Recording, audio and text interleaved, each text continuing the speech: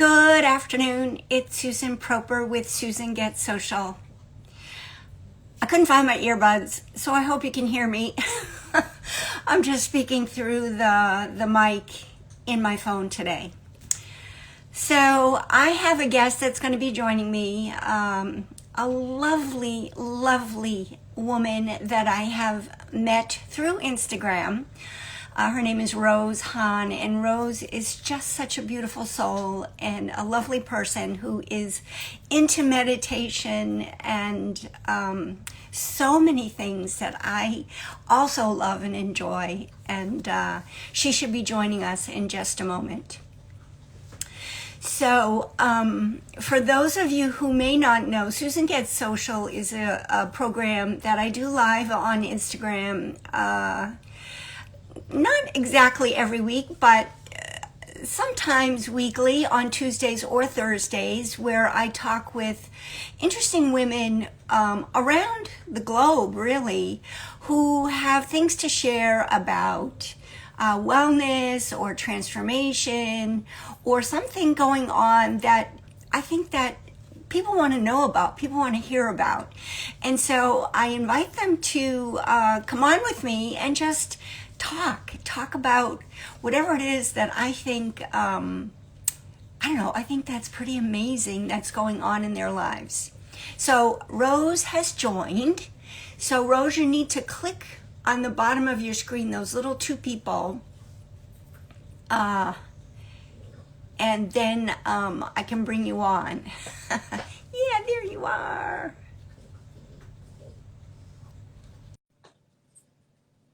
Okay, it should just take a second. And Rose should be on with us. There she is. Oh, I think we have a little issue with her Wi-Fi, but she should be with us in a second.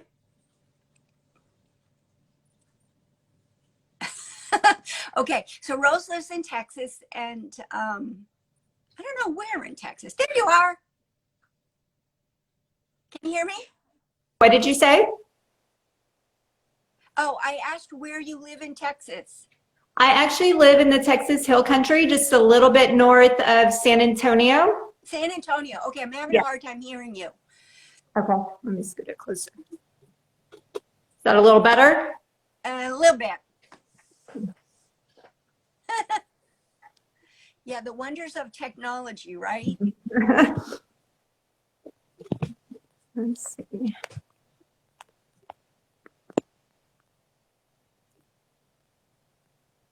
How's that? Any better? I just turned up the volume. But we'll see what we can do. Okay. I'm not sure what else I can. Okay.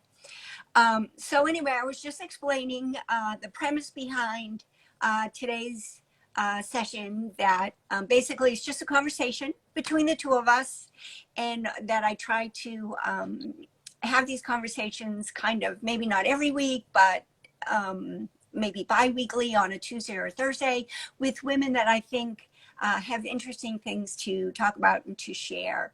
And you and I have known each other on Instagram for a while. And I think we have quite a few things in common. I was looking at your website, and besides the fact that I know you live in Texas and I know you like meditation, I did not know that you lived near that beautiful trail and hiking park right near your house. Oh, yes. My favorite hiking spot. It's only about a 10-minute drive away, which makes it really convenient because I can just go out and take a hike whenever the weather's nice. So I usually try to get out there a couple of times a week. Okay. And then I saw on your website also that you practice yoga by your pool, which I also do as well. Yes, Yeah. Sometimes it's nice. I love practicing yoga outside. Here in Texas, it's really got to be weather dependent because it can get really hot outside. Oh, yeah. Same here in Florida, right? Oh, yes, yes. Yeah, but when I can do it outside, I love it. It just feels so good. So So, refreshing. for anybody that may not know this, Rose is a blogger Yes. and is also soon to be a published author, is in the middle of writing a book, which Yes. sounds fabulous. And Rose and I share a love of meditation and yoga, of course. But as I was reading on your website, you have quite a background. Um, Rose, can you just share a little bit about your background? You have like a yoga event organizing background, and yeah, just share a little bit about that because I had no clue. Yes, sure. So, as far as the yoga event organizing goes, my husband and I have a company that we call Revolution Media, and we produce events that oftentimes do incorporate yoga. That particular event is called Om Vibrations, and we like to throw events at really unique locations. So that one's been done a couple of times in a cave, which was really cool. Yeah, and so we do it. It involves live music as well as the yoga, meditation, other healing arts types of workshops. So those workshops happen above ground during the day, and then the music in the cave in the evening. And then just recently, we were going to be throwing another one of those events at the Botanical Gardens here in San Antonio. It was scheduled for March, but then COVID hit. So Yeah. we've had to push it back. We'll reschedule it as soon as things calm down. But yeah, we just do events that bring together music, live painting, other types of art, healing art, talks about anything that has to do with evolving consciousness. Wow, So, that's fabulous. How did you get into that? That's fabulous. well, he and I both have a love for all of these things that these events incorporate. And starting in college up until, well, still today, we love going to see live music and going to these types of events. And so we just decided it would be fun to start organizing them ourselves. And so we don't do them all the time, but when we feel especially inspired, we put something together. It's Yeah. for us, it's really about the creative process. Right. Oh my gosh, that sounds like so much fun. Yeah. Sounds like when things get better, I want to come down and go to one of those events. That sounds Yes. great. I would love that. Yeah, that sounds awesome. Really awesome. Wow. And I've been to San Antonio before. It's such a fun city. I was there, oh, I don't know, maybe well, it's been a long time. Maybe about 10 years ago, I was there for a convention when I was working in the corporate world. But it's a fun place. It is. Yeah. Did you stay on the Riverwalk? Yes. Yes, Yes. I did. Yeah. It's so pretty down there. Yeah, it really is. Yeah. It's a lot of fun. I think that's where I had my first, not that this probably is TMI, but I think that's where I had my first ever shot of tequila. Oh, I'm not surprised. It's a margarita city for sure. Yeah. I remember that distinctively. It was served, they had these little donkeys coming around with backpacks of, the shots and the limes and the salt and all that stuff. It was like, oh my God, this is weird. But, I'm a northerner originally from Massachusetts, so I had never seen anything like that before. It was really something, to see. So yeah, I never forgot that. Anyway, I was looking at your blog, and there was something that really struck me, and I kind of wanted to talk about it a little bit, especially today. And I don't mean today, but I mean today in the big term, the broad sense of today. And that is your blog on spiritual bypassing. Yes, it's gotten a lot of reads recently. Yeah, I can imagine. So, and there may not be people that even understand what that term means. You want to talk about it a little bit? Sure, yeah. So spiritual bypassing basically means using your spiritual beliefs and practices to kind of insulate you from things that are uncomfortable, emotions, maybe wounds that haven't been healed, not wanting to allow those parts of yourself to be touched. And maybe even also to avoid in a denial type way the reality of your own suffering or other people's suffering. It's kind of a way to protect yourself from having to deal with what's uncomfortable, but it can be really tricky because what you're using to do that are spiritual beliefs and practices. So it can make you feel like you're actually doing something that's really healthy and good, and it can actually end up holding us back spiritually, as well as in terms of our emotional and mental health. And then it can also, and I think this is what makes it really relevant to what's been happening right now, is it can get in the way of us having true compassion and empathy for other people's suffering. Yes. And so in that article, I was looking at how with everything that we're looking at as the culture around the issues of race and the ways that it's still problematic and the ways that people are still being hurt by it, that there might be a tendency that people would want to not really remain open to hearing about that, and instead put some kind of spiritual band-aid over it. Yes. That makes it easier to cope with, basically. Right.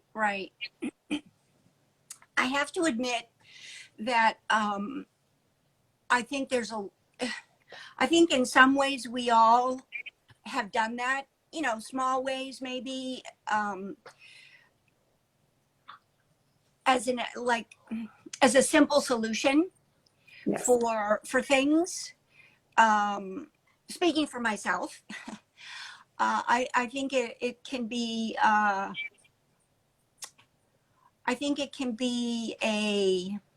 an easy fix, right?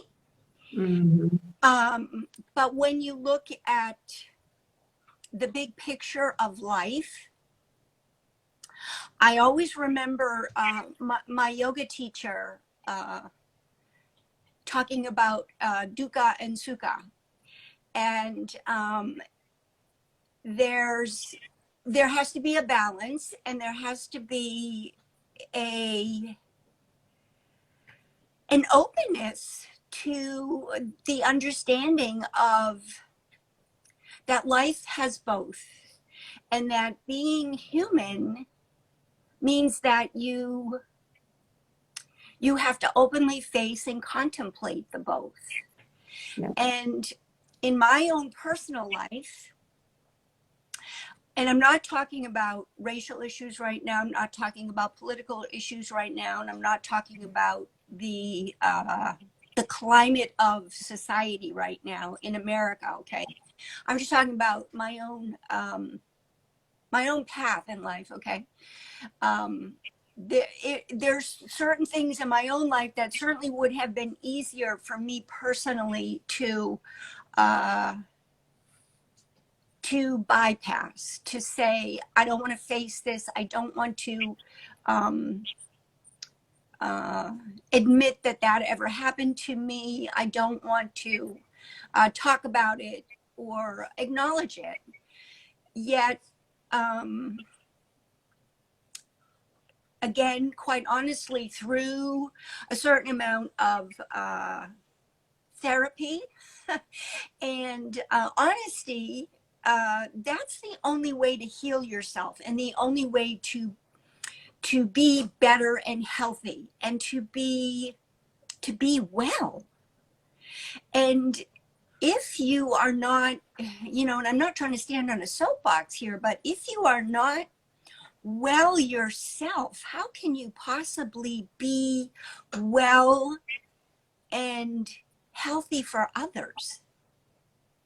I've just learned in my own life that you have to face the shit in your own life. You have to face the dukkha that you had or you have in your own life in order to be of benefit to society, to your family, to your friends, to anybody else. You cannot just say it never happened or I'm beyond that, I'm above that.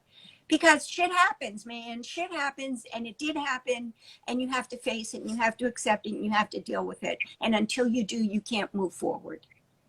Yes, exactly. And one of the things that I talked about in that post was how when we don't do that, when we choose the spiritual bypass instead, without giving ourselves an opportunity to process through, those more painful experiences, it doesn't mean that they actually go away. It means that we're just not allowing ourselves to be fully conscious of them and how they're affecting us. And so they still continue to work beneath the surface. Yeah. And what's interesting and what I was trying to point out in that article was where the term originated from, because there's been a lot of use of that term and it does get, kind of thrown around a lot. And I wanted to really highlight in that article how this term came to be and what its original intention was, which was in the context of healing. So John Wellwood, when he developed the term, he was a Buddhist practitioner who helped pioneer bringing together some of the mindfulness practices and the more Eastern philosophy with the Western psychology. Okay. He was a transpersonal psychologist. So he was really looking at how, as a psychologist, how this spiritual bypassing could be getting in the way for his patients that he was working with in terms of processing through their wounds and then noticing how they would oftentimes try to use the spiritual bypassing to avoid that. And also in himself. And he also noticed it in the Sangha, or Buddhist community that he was practicing in. And so he felt like it was fairly common for it to come up. But the point being that it was intended to be used as a way to support somebody in fully processing, healing, and then integrating that into their spirituality. Mm-hmm. And not really as a way to say, oh, don't do that, you're a spiritual bypasser, finger pointing, but it was about supporting a fuller healing process. Yeah. Well, I think you were spot on. Truly, I really do. I think that's a great blog post that you have. And if anybody has a chance to go to, I'm going to look at your website. Your website is rosehahn.com. And if Yes. anybody has a chance to go read that blog post, I really think that you should go read that blog post. It's fabulous. It's just, especially for where the country is right now. And I think where a lot of us emotionally are right now, it's a great blog post. It really is. I think it's a great read. So Thank you so much. I appreciate that. So, so you're writing a book. Yes.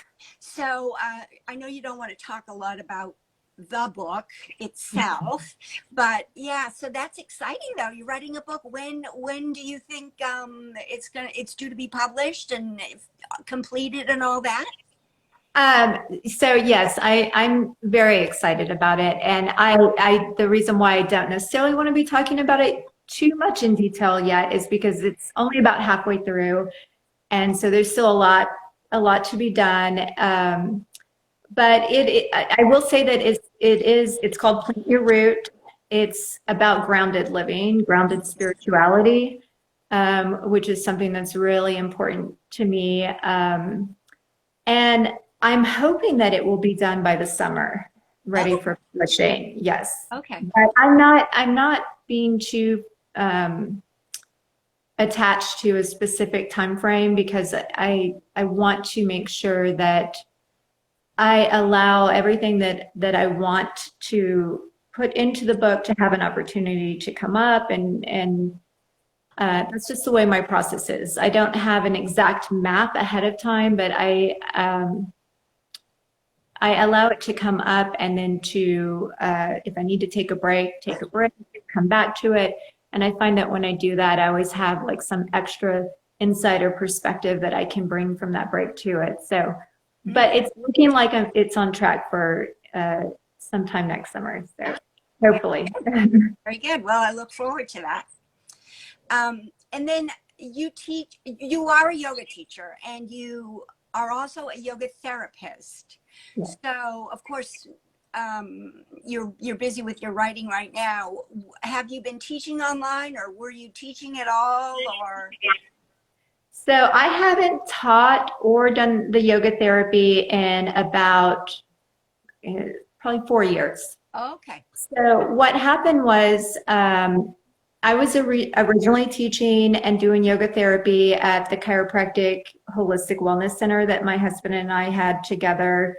And then we decided to open a residential addiction treatment center that was mindfulness based, holistic, and that being because we had a number of family members and people that we cared about who had significant struggles with addiction and that weren't finding the solutions that worked for them in the traditional setting. Mm-hmm. And so we wanted to bring together some of the newer approaches that have been emerging in recent decades. So mindfulness being one of them, neuroscience approach, also very much focused on merging together the dual diagnosis treatment so that mental health issues were being addressed at the same time. Anyway, I was running that as the director of operations and at the same time teaching yoga and providing yoga therapy sessions for the clients. So it got after the first year, it was so much to handle. I had to step back, and we decided that the role that I was most needed at was as the director of operations. So I stepped back from teaching and doing the yoga therapy at that time and just really became focused on my own personal practice. And then when we sold the rehab, I went back to grad school for a year. I was working on getting a mental health counseling degree. And at that year point, I stepped back and looked at what I was doing and what I really most wanted to do. And I realized it was writing. Writing has been a passion of mine since I was a little girl. And it's actually what my original degree was in.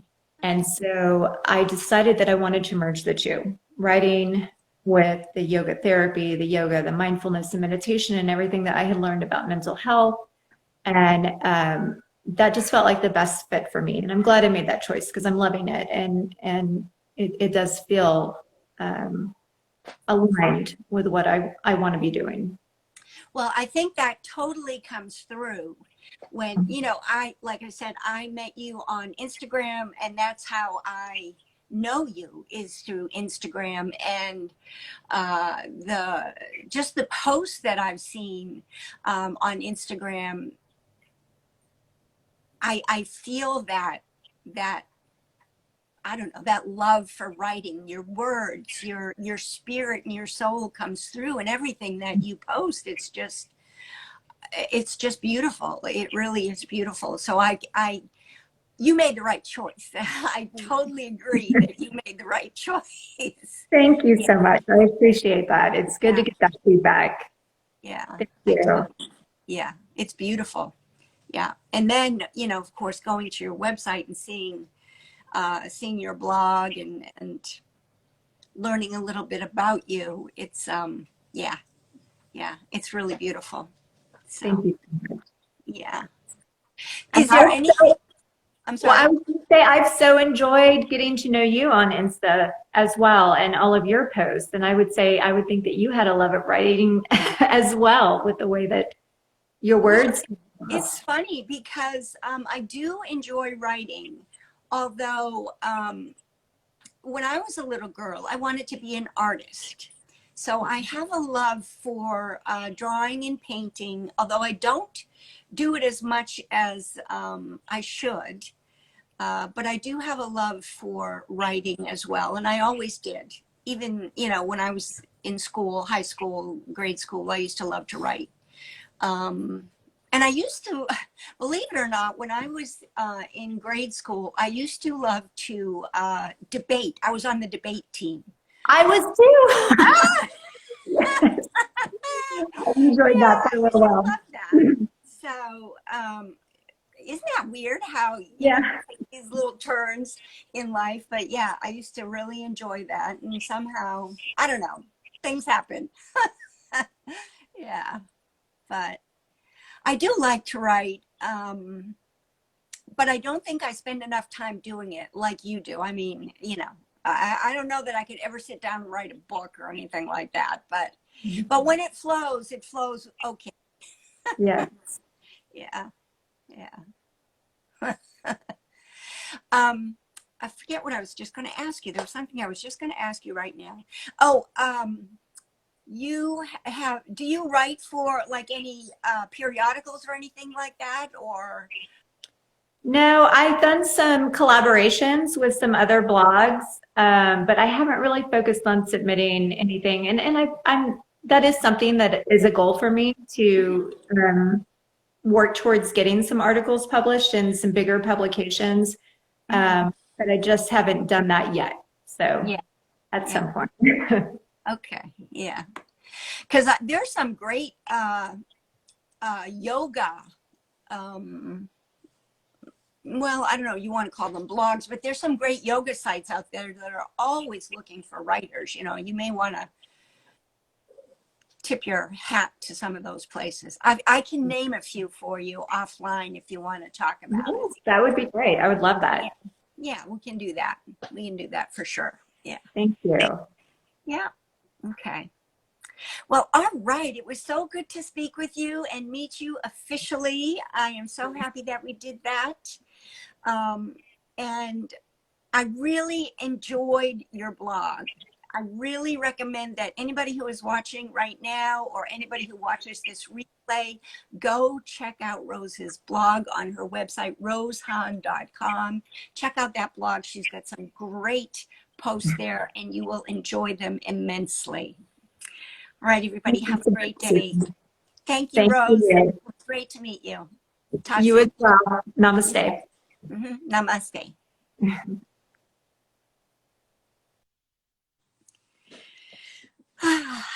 Well, that was really wonderful to talk with Rose, and I thank you all for joining me today. She's so sweet. Such a sweet spirit. All right, guys, thanks again for being with me for Susan Gets Social. And remember, if there's anything that you would like to speak with me about regarding holistic life coaching or my podcast, Women Inspired to Wellness, please let me know. Drop me a message in my DM box here on my Instagram.